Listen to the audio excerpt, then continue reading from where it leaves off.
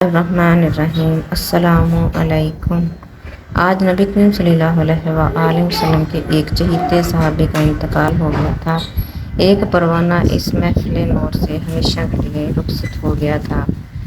یہاں عرش کی قندیل کا چراغ ہر وقت فروزہ رہتا تھا۔ مدینے کے چمنستان حرم میں اب بھی ہزاروں پھول کھلے ہوئے تھے، لیکن عندلیبان چمن کے فروغ محبت کا یہ حال تھا کہ صرف ایک پھول مرجھا گیا تھا تو ہر طرف سوگوار اداسیوں کی شام ہو گئی تھی۔ بھیگی بھیگی پلکوں کے سائے میں جنازہ اٹھا تو غمگساروں کے اسد بام سے گلیوں میں دل رکھنے کی جگہ باقی نہیں تھی۔ خود سرور کائنات صلی اللہ علیہ وآلہ وسلم بھی اپنے ایک شدائی کی مفارقت سے بہت زیادہ غمگین اور آبدیدہ تھے۔ مدینے کے مشہور قبرستان جنت البقیع میں جب لوگ جنازہ لے کر پہنچے تو لحد تیار ہو چکی تھی۔ جنازہ اتارنے کے لیے امام الانبیاء سرور کائنات صلی اللہ علیہ وآلہ وسلم خود بنفس و نفیس لحد میں تشریف لے گئے اور اپنے نورانی ہاتھوں سے جنازہ کو فرش خاک پر لٹایا۔ آپ کی اس ادائے رحمت پر ہر شخص مچل کے رہ گیا کہ کاش مرنے والے کی جگہ پر ہم ہوتے اور آپ کے قدسی ہاتھوں سے ہماری لاش سپرد خاک کی جاتی۔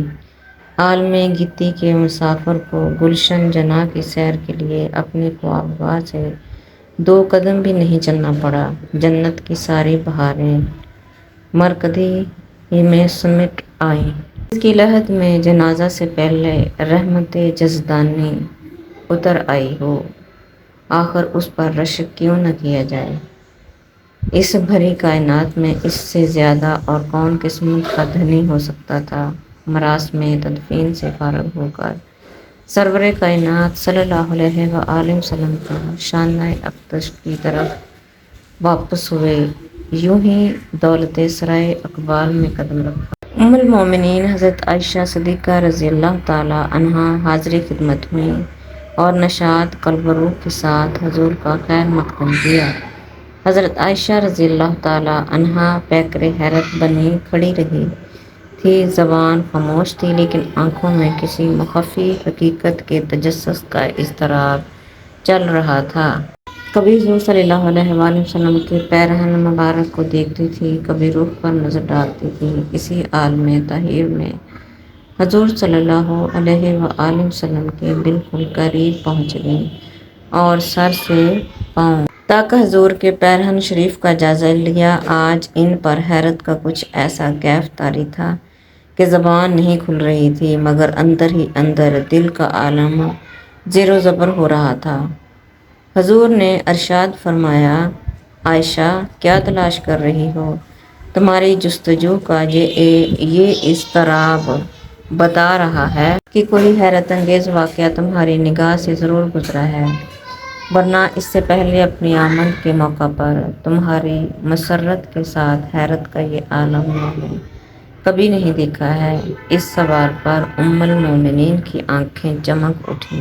فرتے شوق میں عرض کیا، یا رسول اللہ صلی اللہ علیہ وآلہ وسلم، آج آپ کے قبرستان پر تشریف لے جانے کے بعد بڑے زور کی موسلادھار بارش ہوئی ہے۔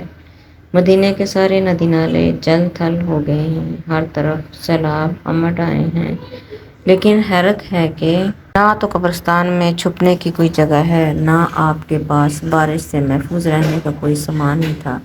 آخر اتنی موسلادھار بارش کہاں گئی؟ نہ آپ کے چہرے پر بوند کا کوئی اثر ہے، نہ بالوں میں نمی ہے، نہ پیرہن ہی تر ہوا ہے۔ سمجھ میں نہیں آ رہا کہ کیا واقعہ میرے ساتھ پیش آ گیا ہے۔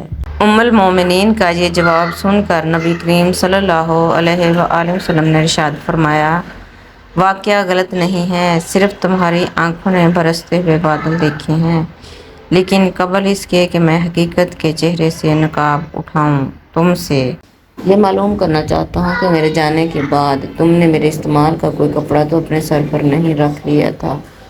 ام المومنین نے عرض کیا، آپ کی وہ یمنی چادر جس کے جرمٹ میں روح الامین وحی لے کر اترتے ہیں، اسے دوپٹے کی طرح البتہ میں نے سر پر ڈال لیا تھا۔ حضور صلی اللہ علیہ وآلہ وسلم کے سوال کا جواب دینے کے بعد ام المومنین نہایت بے کے ساتھ حقیقت کی نقاب کشائی کا انتظار فرما رہی تھیں کہ رحمتوں کے پھول برساتے ہوئے آپ صلی اللہ علیہ وآلہ وسلم نے ارشاد فرمایا، عائشہ، یہ وہ بارش نہیں تھی جو آسمان کی کالی گٹاؤں سے برستی ہے، جس سے کپڑے بھیگتے ہیں اور زمین نم ہو جاتی ہے، بلکہ یہ وہ بارش نور تھی جو عالم غیب میں ہر آن میرے اوپر برستی ہے۔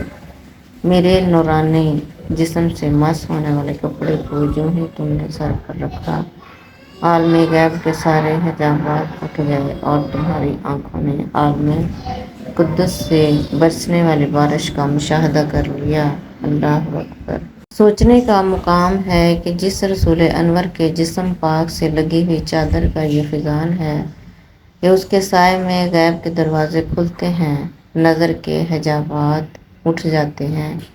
خود اس رسول محترم صلی اللہ علیہ وآلہ وسلم کے مشاہدہ غیب کا کیا عالم ہوگا۔